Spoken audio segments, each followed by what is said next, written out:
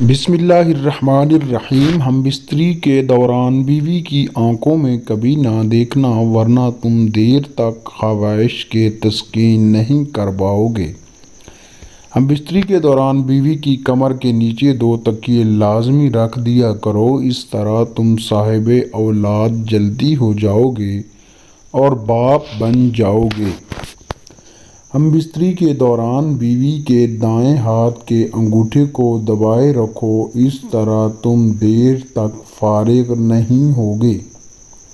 ہم بستری کے فوراً بعد پیشاب لازمی کر لیا کرو، اس طرح نفس 90 سال تک کمزور اور ڈھیلا نہیں ہوگا۔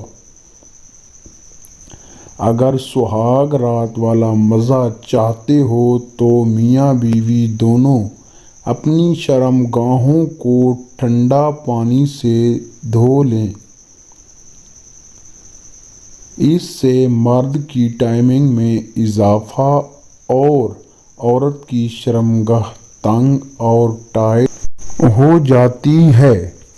ہم بستری سے پہلے بیوی کو نیم گرم پانی لازمی پلاؤ، اس طرح تمہیں بیوی زیادہ خوشی اور مزہ دے گی۔